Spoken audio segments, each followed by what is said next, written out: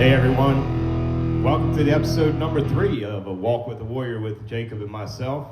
We got a super special guest this week, and this is going to be kind of a wild story because God did some things to get him to this property, and I'll allow Scott to share that. But we have Scott Manthorne. Scott, you're an author, and you're an amazing author.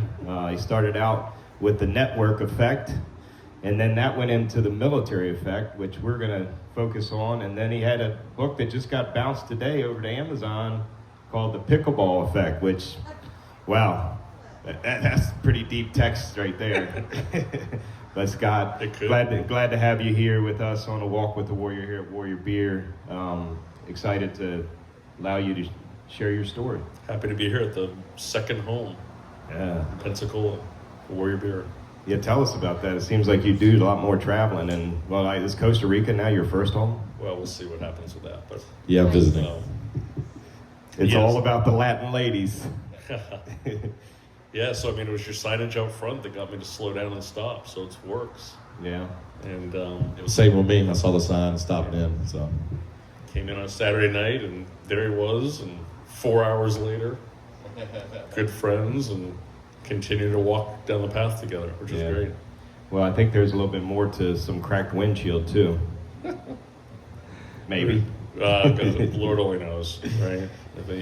I've never heard somebody have 3 cracked windshields in 1 week, as he kept having to stop by this property. So he was headed to Texas that week, right? I was on my way to Texas, it's not good. So who knows? But this will be one of the places in this country that I'll continue to do what I can to support the community. Yeah. So we'll start. I'll let Scott kind of share a little bit about how his life started, and him and I have some things that are in common, which is not uncommon when you talk to people. And I mean, I was talking with somebody today. The ABT group came over and they did our audit, and the supervisor came in from Tallahassee. And we got to talking, and the young man had written in cursive.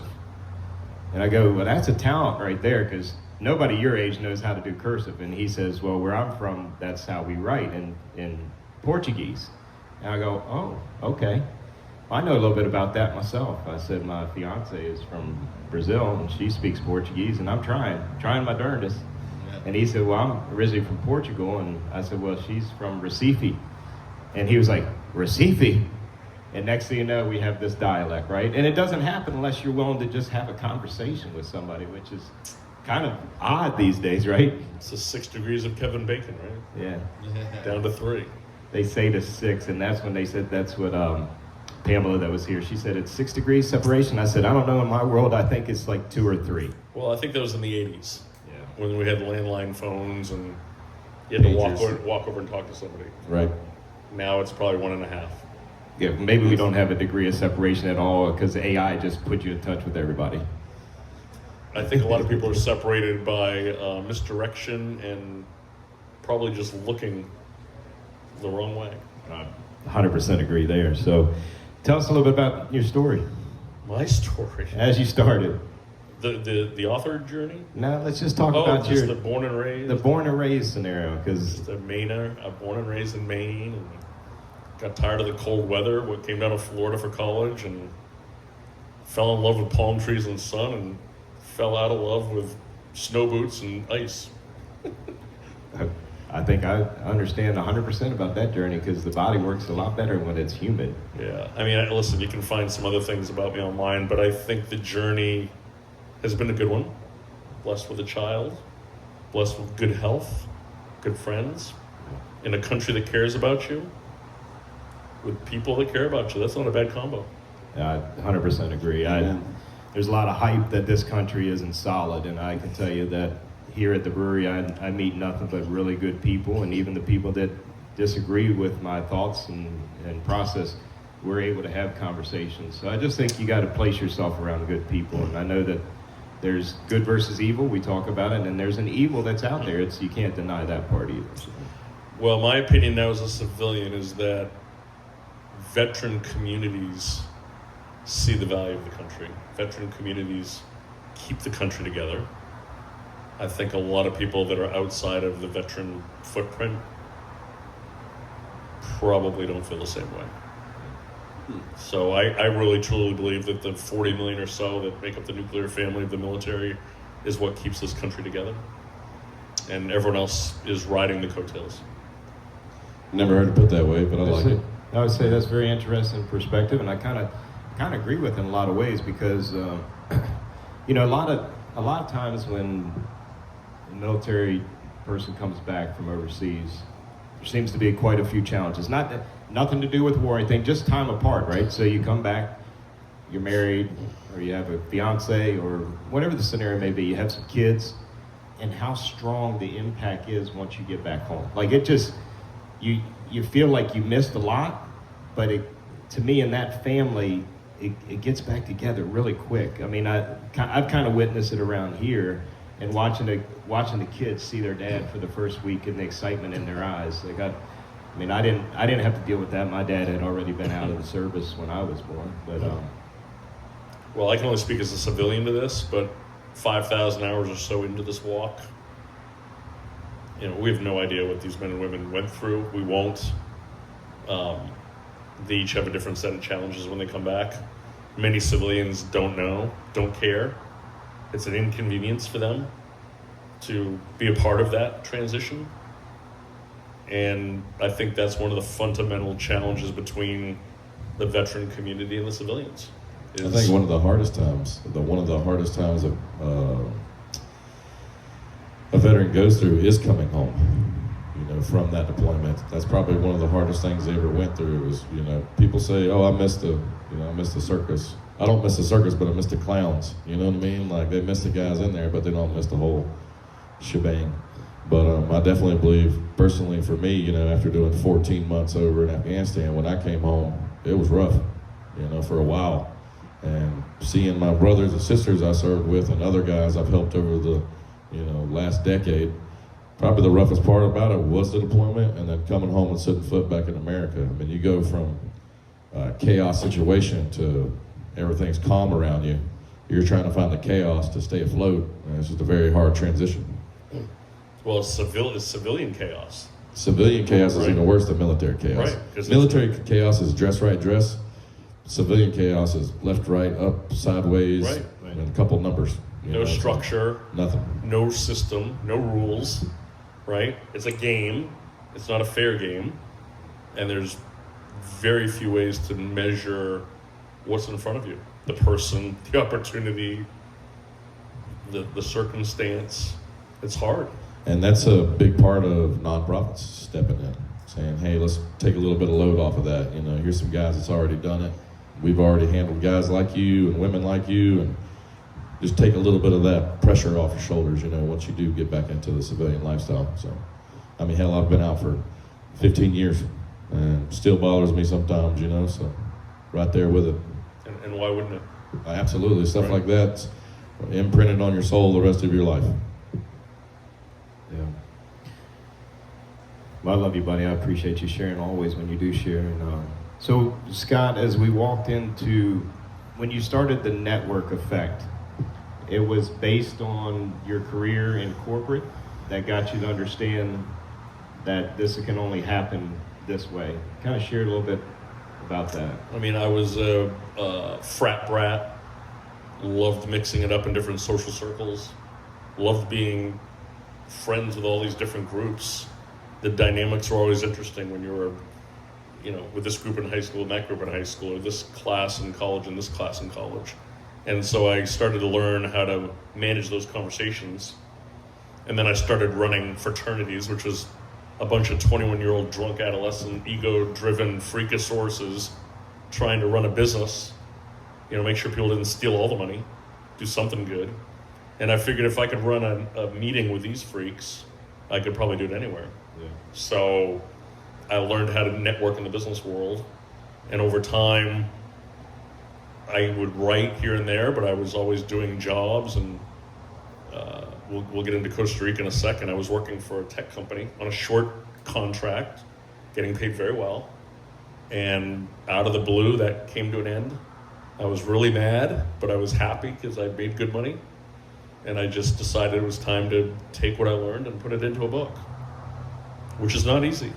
It's not easy. I was going to say, I think that's the toughest thing because, here at the men's study, I started asking the guys this year, well, in this last session, instead of having all these study guys, let's start putting a diary together. Because I think a lot of times when you go to write a book or you go to write your memoir, if there's per se, is kind of putting a diary of things. But for me, it's let's look at what we study, and then you have reference points. And I'm not always good at it. My points are very short, but I try to get more in depth. So as you're taking notes, does your book come from those notes, or does it come from you just sitting down and just start putting in all your life together? Somehow I figured out that telling stories was a better way to write a book than to just sit there and craft 200 pages of God knows what. Yeah. So my first book was 87 stories, 87 short stories from people around the world that talked about all kinds of things, like how they walked into rooms and how they built business networks and all kinds of different things within the confines of the business community. And that was what gave me the idea for the military effect. I could never have written that book, and I became a storyteller and befriended these 50 men and women and just found a way to articulate what they shared. And we both crafted it really in the writing. So the stories are their stories that I helped to write. Awesome. Yeah, I know, Jacob, you just got the book, so you have been able to kind of read through it. And what I'm impressed about it is it's all walks of the military too, right? So it's your admirals down to just a E4, E5 that decided when they got out, hey, I got to do something different and start their own business or just look at it differently. I made a conscious effort to not put generals, brigadier generals, admirals in the stories. They endorsed the book, but the stories were from men and women that served 3.5 years. I have a woman who was activated in 2001 when the plane hit the Pentagon, and her soon-to-be husband went in on a hazmat and cleaned it up. She had a few different injuries from that, lasted 3.5 years and got out. And then Lindsay Streeter, who we were speaking about earlier from the U.S. Army, was in for 34 years. So wide range. Yeah. But then I put 25 women in the book, which a lot of people find interesting. So there's 25 women, 25 men, and then 5 of the 6 branches are represented. Why not 6? This civilian didn't know there was a 6th. I didn't know what Space Force was. I was almost done with the book. And luckily I caught a Coastie before I went in, but the Coasties don't have general status. So that gentleman was up near 30 years, but because he wasn't a general, I just kept him in where he was. And he represented the Coast Guard quite well. So the Coasties are happy. Well, the Space Force will be in the next book. No, not mine. Not mine. I hope to inspire others. I've helped about a dozen active duty service and veteran write their own books so far. I have a publishing company now, and I'll do a little bit more of that for the active duty service and veteran that come my way, or just point them in the right direction to tell their story, whatever that may be. Well, I think that's awesome. I love hearing stuff like that, helping the veteran community get their dreams tackled. I mean, that's very important, especially for the guys that take the time to want to stand back up in the community and get those types of help and take that first step of help. I appreciate that a lot from a veteran's point of view, so thank you. Yeah, I mean, I feel blessed to be in the circle. I didn't even know the circle existed. I didn't know really anyone in the military before I started researching the book. And now I'm in, right? I'm in the community. I didn't even know there was a community. Yeah. But once you get in, It's hard to get out. well, you're not going to get out. But you earn your, and I'll just use vernacular, you earn your stripes over time, which come from actions, not words, right? And then once that respect and trust is garnered, it's just up to you to continue to elevate it. And so it's interesting to be inside here now, talking about transition or helping different nonprofits move forward, or just talking to a brother or sister that are just not in good shape, that just want to vent, just want to shoot, the whatever. And I have authors from all over the U.S. And I'm like, I'm here. I mean, God gave me 50 new friends. What does that happen to ever? Right. Have 50 new friends, and they happen to be men and women that serve the country. That's like a dream come true. It's beautiful. Yeah. You know, I think that the testimony that I just heard is what's the most powerful thing is that when you do serve somebody else first, the amount of reciprocation that comes from that point forward, you know, it could just be a simple thank you at that moment, but then they know that you care. And once you care, now you start interacting with their friends or their relationships outside of themselves, their businesses. They start to believe in you because they see where your heart started. And you know, I know that's how that started. You didn't say, hey, I'm going to go make $1 million on this book by writing about some veteran story. You said, what can I do to share their story and allow this nonprofit format, because that's what you do. So kind of share that part about it. Well, it's been interesting because I don't keep notes on what's happened, but I've heard of at least a half dozen businesses started from the book. I've seen lots of things transacted. One of my authors, Gene Moran, who's Navy captain, has a podcast called Make Your Mark. He interviewed 35 of our authors for the book, which is really cool. They were like 20-minute interviews. So I'm listening to them tell the story that I just wrote. I'm like, I don't remember that, right?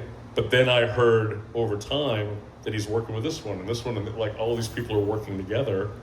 So I was able to be the bridge that connected them, right? And I'm a big believer in you can climb the mountain, but don't look up, look down.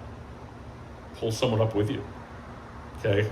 Because you'll get there and you won't even know you're there. But you don't have to focus on the top. You've got to focus on who you bring up with you. 100%. I love that. So you're not going to be those Chinese climbers that passed that group and they went all the way to the top and they were in dire straits, and then you passed them on the way back down and you just left them to die. So I'm glad you're going to be carrying me around whenever you're here. But Scott, so I think when you did come and you kind of shared with me, we have something in common. Your daughter Alexandra was in softball, and my youngest daughter Shai was in softball, and you know the bonds that you form in that sport. Well, I think you can do it in any sport, but as a dad to a daughter, softball to me is not only, it's the fastest sport that you'll ever see. The bases are 60 feet. The pitching mound is 43 feet, and by the time that girl takes her stride, she's at 35 because they have the 8 foot. And then that ball, and these girls now, they're throwing balls at 70 miles an hour. That's equivalent to 104, 105 miles an hour. It's in your face. So action, that sport is like this all the time. It's action, action, action. So as a coach, as a dad, of course I want my daughter to do the best. And she became a very good pitcher. Amazing drop ball. You know, she had opportunities to go on to play to college, and that went the way it did. But what I noticed was girls in sports at that point, you know, it started well before middle school, so you always had the middle school drama and all that. But those girls could be after each other. When they got on that field, they were playing that sport. And it didn't matter if they had differences. And, you know, that's kind of how I look in life. But that bond that I had with my daughter, and especially the final year when her mom was having cancer and wasn't able to travel with us, her and I took a trip to Indianapolis, New York, different places for these invitationals. And we were already tight. That bond even got tighter, and our laughs got louder. You know, our tears got heavier because she was heading off to college too. You tell me about you and your softball time. Probably a lot like yours. Started t-ball, never stopped. Found out that I was going to work a lot less for those 12 years or 14 years. Coached middle school, coached high school. Wouldn't change it for the world. It was interesting because the girls, for me, were competitive, but they were also there for a lot more. And I always wanted them to try hard, right? Have fun. right? But believe in themselves. And if I didn't see those things, I didn't care about anything else. Didn't care about the score, didn't care about anything else going on in the field, as long as they were kind of checking into themselves. And I'd say it, up until probably my junior year with the girls, most of them had no idea what the score was ever. They literally would have to look at the board afterwards. This isn't travel. This is just like regular kids playing. But Good player. you know, they were just into each other and into the fun of the game. So how many chants did you have? Can you remember them all? How many what? How many chants did they have? I can still do a lot of them. They go, girls and chanting is something that, I mean, the boys try to do it, but they're stupid. The girls, they do chants and it becomes like a song. You know, they just get into it. But we did have Shy's opportunity to move on and play travel and be with those teams. Obviously became a little bit more competitive, and every minute and every moment counted. But I just still, the teammanship that was formed out of that sport was incredible to me, and it moved on to where I'm very, very proud of her. She just took her first real people's job with the Baltimore County State's Attorney, working with the child protection side as an advocate for the plaintiffs' children. So she followed up with what she wanted to do. She took about a year off, just kind of getting herself, and I think as works, God pressed her into the right spot. So Well, it's interesting because children playing a sport is super important in the world, and it's one of these things going on in this country right now. You're like, well, where's it going? There's less and less of that backyard sport happening anywhere. Almost everything's becoming specialized. Like, how many kids do you see go to a playground and just play a sport, right? And it's interesting, in this pickleball book, we're seeing it come back. We're seeing this pickup game thing going into urban areas. We're seeing it going into, rural communities. We're seeing it in other countries where kids are putting these down and they're picking up that silly thing and that little plastic ball, and they're doing what we all did growing up, which was just playing. No parents. No one's sitting out there in the chair watching you practice. They're just kids being kids. My word, we need more of that. yeah, well, Amen. Jacob, What's your you're an plans athlete. after this next book you got going on? And before we move on to that, what was the biggest thing that you brought yourself through this book about veteran stories? What did you take home from publishing that out? What was the biggest benefit to you as a civilian, sitting down and hearing those stories from these warriors? Wow. I don't know that I could ever answer that question. Yeah, I feel you. I would say that knowing how important civilians are in the long-term success of a veteran after service has probably been extremely elevated. Before I wrote this book, I was your traditional American man. Stood up at the national anthem of a sports game, went to the parade, said thank you without knowing what it meant, right? Having no idea that a man or woman who puts on a uniform never takes it off. Didn't know that. Oh, yeah. Right? And so definitely a newfound respect for the community. And as a civilian, I can sit here and play both sides of the fence, which is good, right? Because I can go to those corporate muckety-mucks, say, I know what you're talking about. Yeah. And I can step over here and do the same thing. So I guess it's helped me not only become an advocate, but also an asset to the veteran community. I'm not interested in helping bring the two sides together. Right. I'm interested in empowering the veterans, I love it. because I think civilians are lazy. Are you going to do anything after this? After this next book, are you going to continue to do stories on different subjects? Yeah. Got bigger plans? Do you know what's coming up next in your emotions? I'm going to write a book on Paralympic athletes Oh, okay. that are Awesome. heading to the Olympics in 28 in Los Angeles. Wow, beautiful. I love that. And it'll be 40 or 50 of them, probably from multiple countries. And I'll tell their story and then try to highlight their efforts. And they're all philanthropic for sure. Absolutely. I got a buddy, Jamie.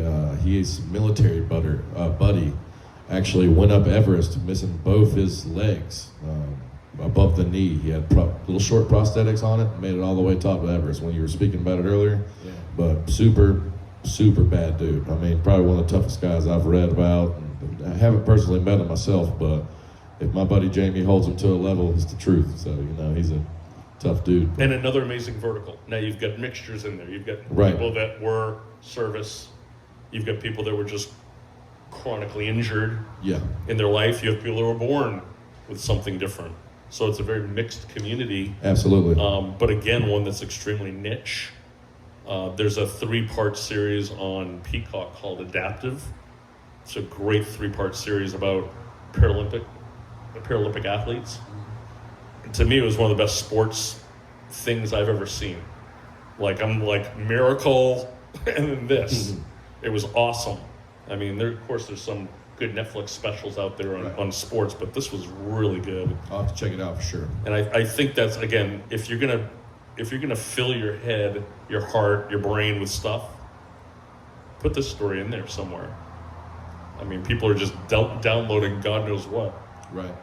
on whatever app they're looking at. This is a place where they can really get some good stories. So is that where your idea about wanting to do that came from? Was watching that series, or did you meet somebody that kind of? Yeah, so my last company I was involved with professional sports, and we worked with athlete foundations, and we were doing a presentation at UCLA with a bunch of the pro teams and players and so forth. And somewhere along the way, I met this gentleman whose son Ezra Freck, F-R-E-C-H, was born kind of with a smaller limb. I'm trying to think about this. I think it's his right leg and his left arm are not normal. And Ezra at the time was maybe 10 years old, had already been on the Ellen DeGeneres. Mm-hmm. And we were going to do a panel discussion kind of like this up in the front of the room to open this giant conference at UCLA. I mean, I had presidents from the California Angels and the LA Lakers and all these people. And I have them up like this, and we start having a conversation. Next thing I know, he grabs the mic and he's walking around on the stage. And then he turns around and goes, "You're still here?" Like he'd just taken over, right? And I'm like, I'm just going to back away and get his water and let him do his thing. He's 10 at this point? At 10, yeah. Well, 10 years later, he'd followed this quest. His father and him had created a nonprofit called Angel City Games, which is kind of a precursor to the Paralympics. And last year in Tokyo, Ezra won, or 2 years ago, a year and a half, he won the 100-meter dash and the high jump. Wow. 2 gold medals. So his father and I have been talking about something along the way.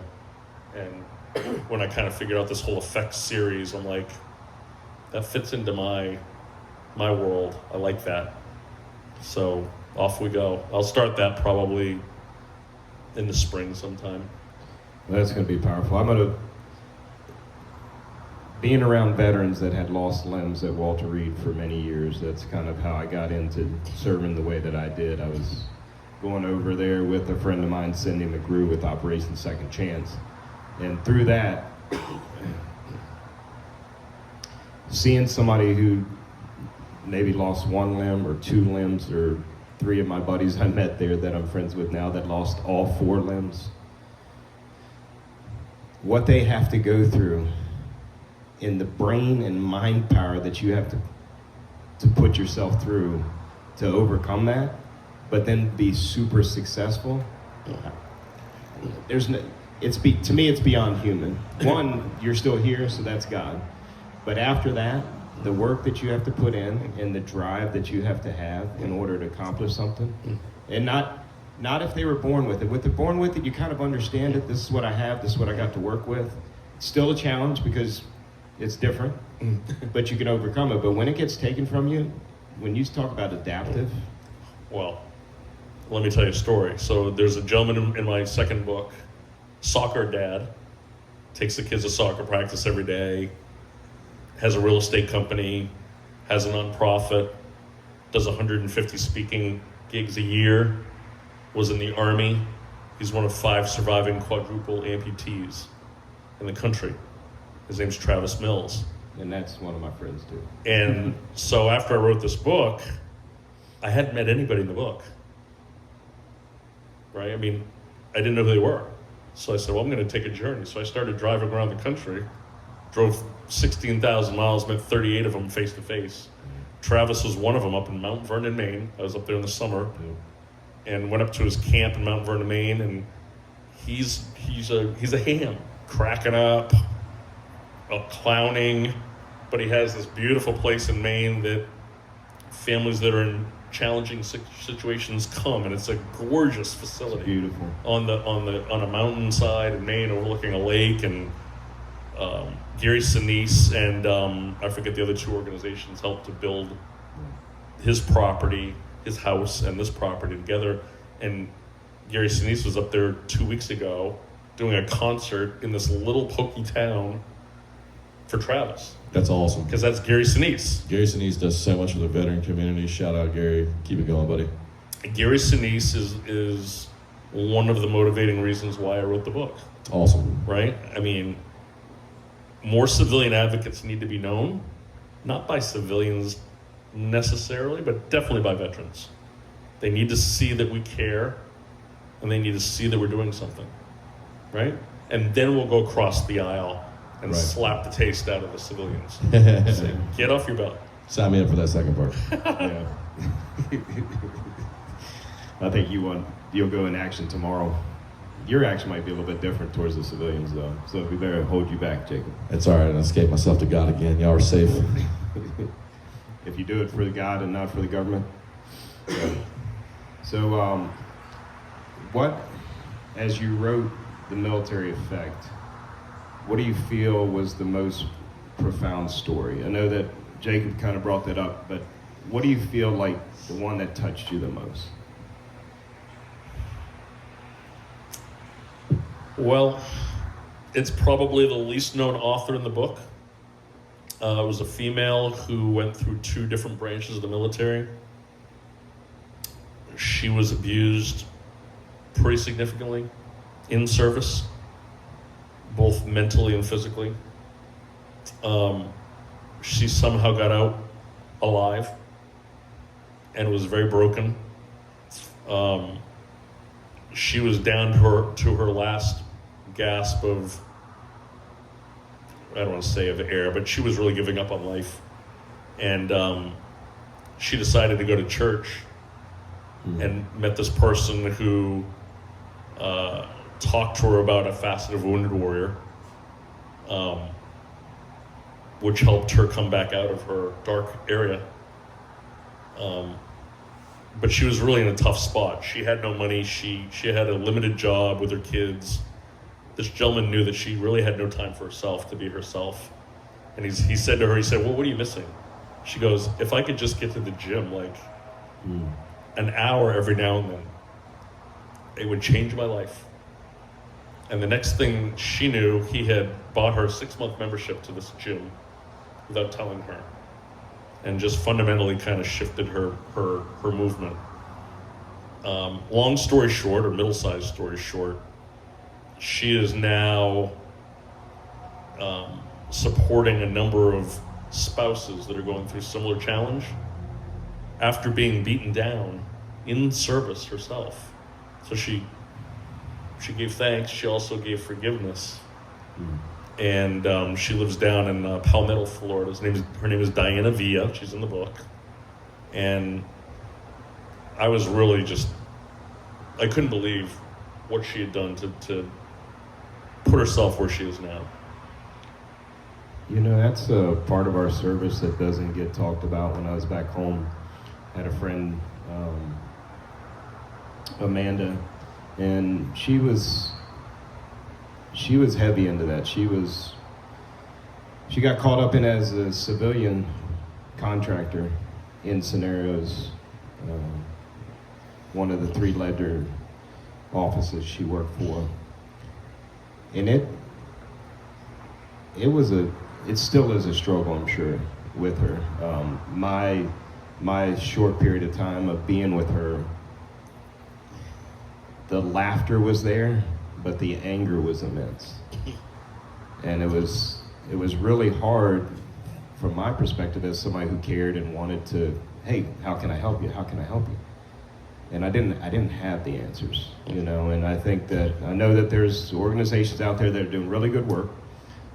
We have a guest that's coming up in November, Barbara Sims, who became a friend here last year. You met her. She played music here. She went through that. We have another friend that rode with us on the Memorial Day. She went through that. It happens a lot, you know. And I think that I'm grateful that we have organizations that are doing great work. But us as men, we need to help change that too, you know. Because that's the sad part, is that we're the ones that controlled that action a lot.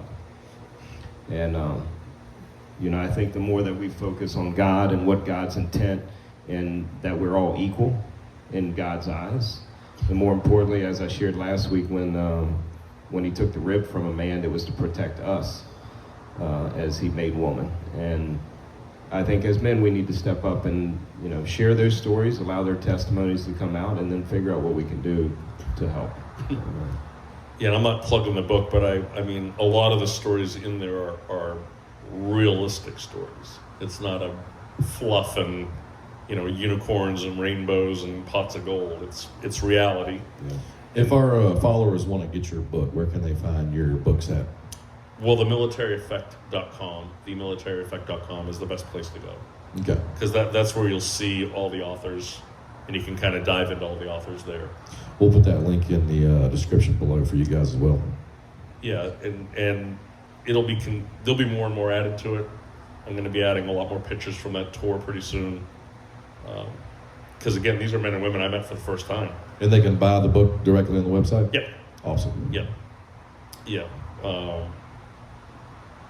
I don't think that there'll ever be a second one by me. Like I said, I think there's so many men and women that served or are still in that have a lot of great things to share. So I want to help them put their stories to paper. Amen. You know. So they, in that, when they can see the bio of the authors that are part of your book? Yeah. On the site? Yeah, almost all of them have hyperlinks to websites or LinkedIn, which is prevalent in the military. Last year, one of my authors passed away, younger, 50 years old, from a very unique cancer that she got while she was serving in the military, we believe. But the other 49 are still with us, and all over the country. So grateful that you wrote the book.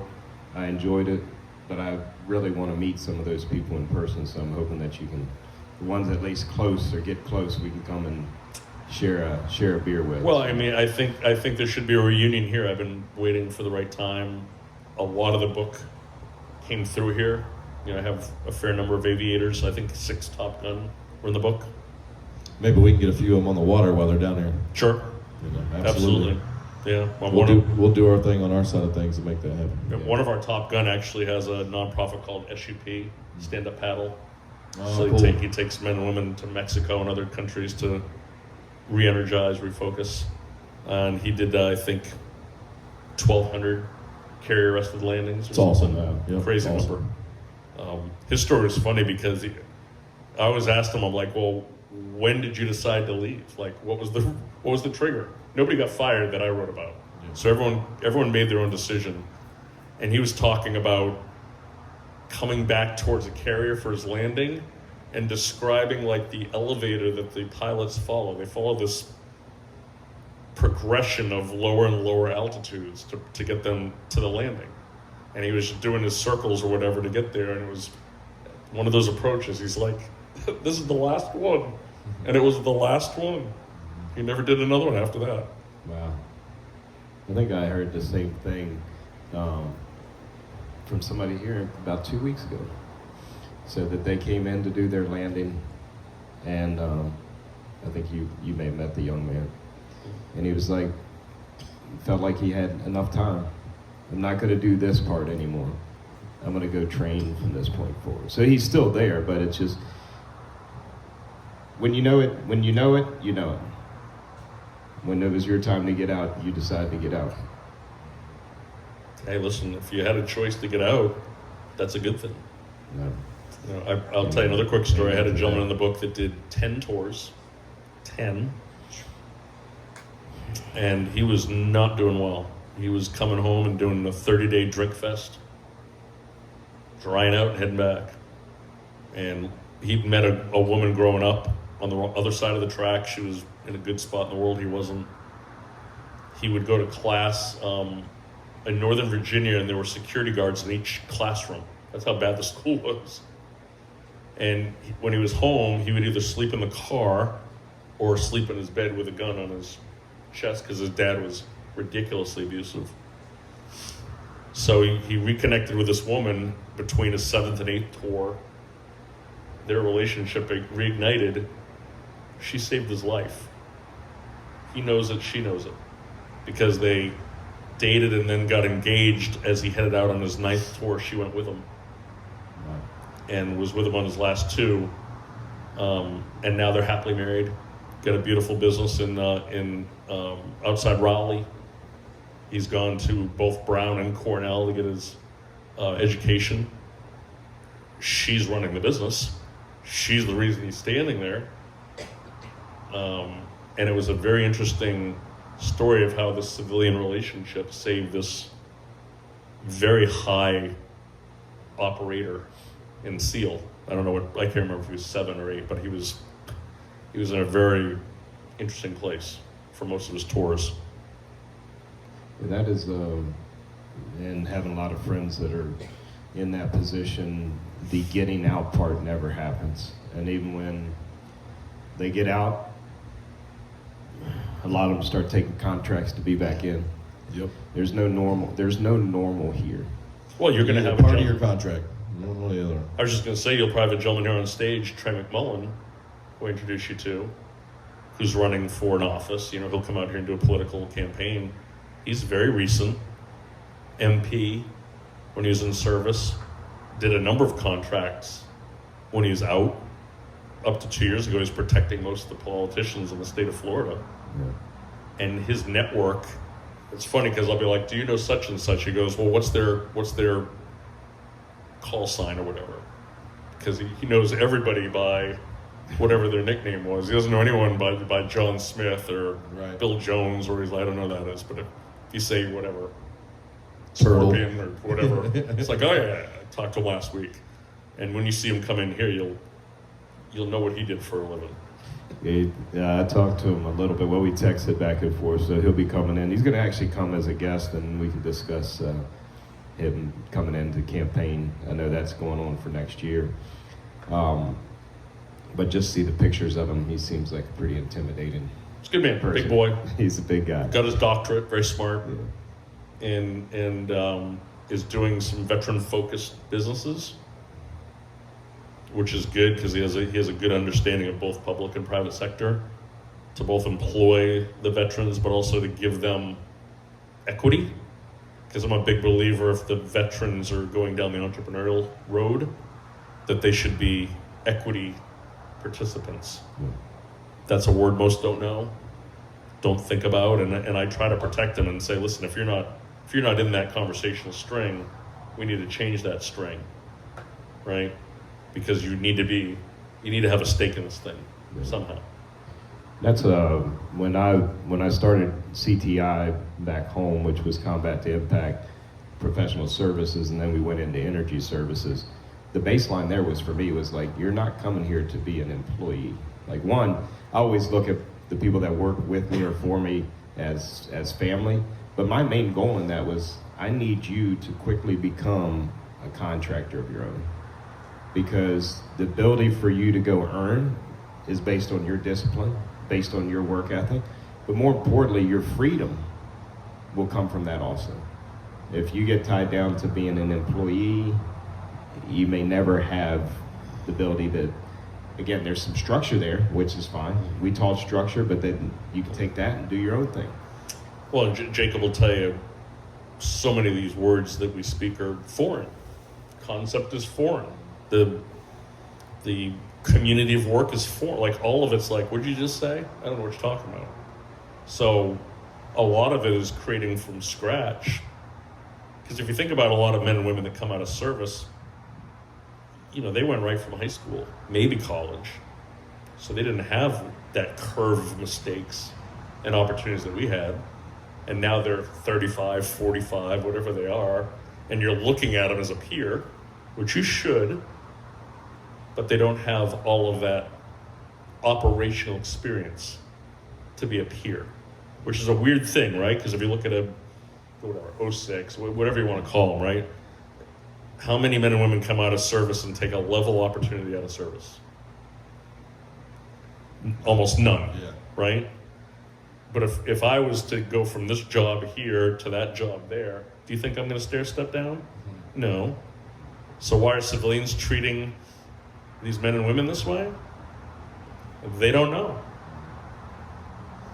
They don't know. I agree with that. Unless you've been there, you just there's nothing that's gonna teach you in a book about any of it. So it's something you can't read. Would you think in the aspect of them taking advantage of them, or it's just strictly because what I found is that it was more so not knowing how to transition your skill set in military work into civilian job point? I don't believe that for a minute. When you think about the problem solver that anyone in military was, going into a civilian situation is cakewalk. The problem is that there's been this fake conversation between transition and business, and there's no vocabulary between the two, right? I can take this phone right here and talk in 180 languages. I can't talk military, and they can't talk civilian. Right? So it really should be much more simplistic. They show up, dressed, ready to work. Now find me a job. But no, you're going to spend all this time looking at this resume with your SJ7246. I don't know what that is. I'm never going to know what that is. And even if I hire that person to tell me what it is, Still don't know. what good is that? Yeah. So it's like, I don't know who came up with that idea, right? Because what are the key components of a man or woman that comes out of service? Loyalty, camaraderie, teamwork, discipline, problem solving, respect. What do I want in an employee? There they are. Right.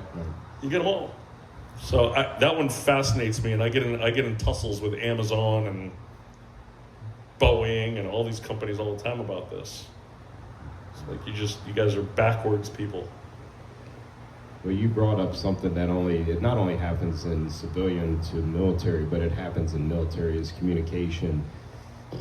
The terms that are used in each branch are different too. So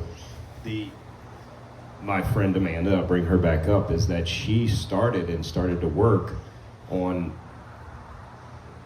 a lot of ops guys, so this gets into deeper stuff, but a lot of the ops relations when you have different task force coming from different teams communicate to each other in one way, but over the radio it may be different as their tactical side of how things go. I get that, but how many different slangs of English are there? Well, Okay. if we got slangs of language right here in these next 3 states that would throw Right. you off. So- You can go from Louisiana, Mississippi, and Alabama, boy. I mean, all kind of slang. all kinds of verticals have specialty discussions, specialty terms, technology, right? Food and beverage. I mean, it doesn't matter. Aviation. They've all got these special vernaculars, which won't change, okay? And you're not asking a veteran to change the way they talk sometimes. You're asking them to change the way they listen, right? Because in transition, the best veteran is the one who can disseminate the knowledge the best way. Now they have to figure out a way to turn that into both what they know and maybe what they don't know to solve that equation, right? But I always say to the men and women I talk to them, like, I want you to square, which they get, and share. Okay? Look at me and tell me what you're doing. Simple conversational strings, right? It doesn't matter necessarily how you communicate it. It matters how the end result is performed. I know we're going off a tangent here on transition, but I mean, you've got somewhere between 12 and 14 million people in this country working that served. If you throw in the spouses, the number might go up another 10. So it's a big number. It's almost 10% of the working, or maybe more, of the working population base. What do you feel was the hardest in transition? Me? Man. I think the hardest part about it is being next to someone day in, day out, 24/7 for years and years and years, and never seeing those people again, never having access to them. And if you couldn't afford it because they're on the other side of the country or the other side of the world. I think, building that family in the military and then never seeing that family again is probably one of the biggest things. And when you do get out and you do go home, which 90% of people go back to their hometown once they leave the military, you're either going to what got you in trouble to join, or what you try to get away from, or you're going back to people that don't understand it. They don't understand 2 hours of sleep a night and still functioning better than they could ever function. They don't understand being 30 minutes early and leaving 30 minutes late when you're not paid for it. They don't understand, taking a bullet for your friend. And like the whole ride or die situation. People are like, oh, I'll take a bullet for my friend. Put yourself in that situation when you're getting shot at and tell me you'll take a bullet. You're going from, some of the best highly trained individuals in the world that are disciplined, day in, day out, disciplined, to going into a civilian lifestyle where, you can't depend on nobody. You're the only, you get a job and you're working 40 hours a week when the same guy next to you is getting paid for only working 20 of those, and you probably worked 50 really, so it's very hard to get used to the things that are to your left and right, because in the military, everything's so dress right dress, and everybody if you don't do it, either someone dies or you lose rank or pay, and there's like things that are told have to be done. There's not a suggestion, it's like, oh, you should probably do this, it's do this now or there's repercussions for it, and civilians just have a lot more loose fit on that. There's like, I don't want to go to work today, I'm not feeling good. That don't ride in the military, like you got to go whether you're sick or not. And that's just a big difference in how the veteran community sees things. And we're combat specific. We don't help all veterans. We don't turn veterans away. We'll get you the help we need, but we're a tight niche ran by combat guys for combat guys, and it's important for all of us to do different things and serve where we were meant to serve, absolutely, where God puts you. But it's definitely hard going from something, from active duty in the military to chaos. Everything in the military is chaos when you deploy. It can be chaos if you let it on the state side of things. And it doesn't have to always be chaos when you deploy. If you train right and you do right, but inevitable violence is chaos. It's just very hard for somebody that's dedicated years, and your smallest contract's a few years in the military. Plus that, 6, 7, 8, 9, 10, 20 years of their life has been so 15 minutes early and 30 minutes late, or 30 minutes after. So going from that to just, nobody can use their blinker. It's very frustrating. Well, one of the interesting things is that when you served, you can see your unit. Right. You can see them. Mm-hmm. My 6, my 8, whatever your number is. In the civilian business world, you can't see them. They're still there, but you can't see them. And because you can't see them, sometimes you can't find them. So the secret to the business world really is rebuilding that unit, but you have to do it in a different way. Right. Like, hey, we're not going to the ropes course, we're not going through this or that. You almost have to go out and find them. But when you get that unit rebuilt, then it does function in a lot of ways to what you had before. All starts with a hard. team. Absolutely. Starts with a team for sure. And it Yeah. took me a while to learn that because I was very solo driven. I knew exactly what I wanted to present, how to make it look, and how to get it done. And somebody that's driven very strictly solo like me, it takes a lot for somebody else to get involved, or let somebody in, especially if it's, Allow somebody to be I've got my whole team's different branches. I got a Navy guy, I got an Air Force guy, I got a Marine guy, I got Army guys. Like, they're all different years, different deployments, different countries of service, and different things. I was an 88 Mike, I was a truck driver. we've got a medic, we got a SF guy, we've got all these operating, it's a bunch of crazy guys, but everybody is 100% on the giving side and not the receiving side, which is very important for, how I run my team. So, like the Secretary of War said today, like getting all the standards back in for the military. I super believe in that. I think it fell off over the last, couple decades, but it is what it is. Hopefully it'll turn around and we get a fighting force back like never before. So, No more put up the cards. Well, guys, look, we're coming to the end of our podcast. If you want to check out what Warrior Beer Company's doing, head over to warriorbeercompany.com, correct? That's correct. If you want to check out the Military Effect, head over to themilitaryeffect.com. And if you want to support our mission where the combat veterans get healing through, charter trips, local fishing trips, and overlanding, head over to operationtacklebox.org. Scroll down the bottom and donate today. Before we shut this off, do any guys out in the audience have any questions for us? We'd like to see our last week's guest, Mr. Rice. Yes, sir. How you doing, brother? Good, brother. How you doing? Doing well. You got anything for us today? Yes, sir. Scott, thank you so much for being here. I was listening to what you were saying about transitioning out of the military in the civilian world. And, my question is, I worked a lot with the Tier 1 guys. I was a sniper myself, so there's not many positions in the civilian world for a sniper, right? But I appreciate what you said, and I really want people to listen to think about it. It's not about being a sniper. It's about teamwork. It's about organizational skills. It's about all that other stuff. And I'm just hoping, though, that the military, when guys are getting out, can help them understand it's not about the skill that you had here. It's about what you've done across the board that you can offer to business. So thank you very much for saying that. Yeah, great comments. And my final comment to Absolutely. that is that I think you'll never see the branches. You probably will never see the DOD or whatever do that. I think it's always going to be down to the men and women that are already out, have got to carry the water, right? Can hope for the best, but I just don't think it's going to happen. Well, I know that there's a lot of companies that have come about to try to change that process of figuring out how your skill set matches up, like you said, not how can you be the best teammate in this new opportunity you have, had nothing to do with being a sniper or, again, driving a rig. You can go get a job driving a rig, but is that what you're really able to do with your true skill set? I can't right? shoot off the top of it, so. So if they have any questions, can they contact you through themilitaryeffect.com? Yep.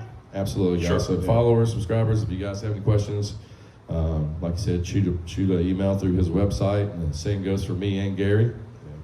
And Scott, I want to thank you for jumping in on a short notice. I love you, buddy. We had Brandon Giles scheduled, but Brandon gave me a call on Monday, and he said, Gary, can we do next week? And I said, Brandon, for you, we'll do next week, but why? And he said, 4 outside gigs in a row ain't going to do it for me. And when I get to your show, I'm not going to be all Brandon Giles. And I said, well, then I need all Brandon Giles. So Brandon Giles next week.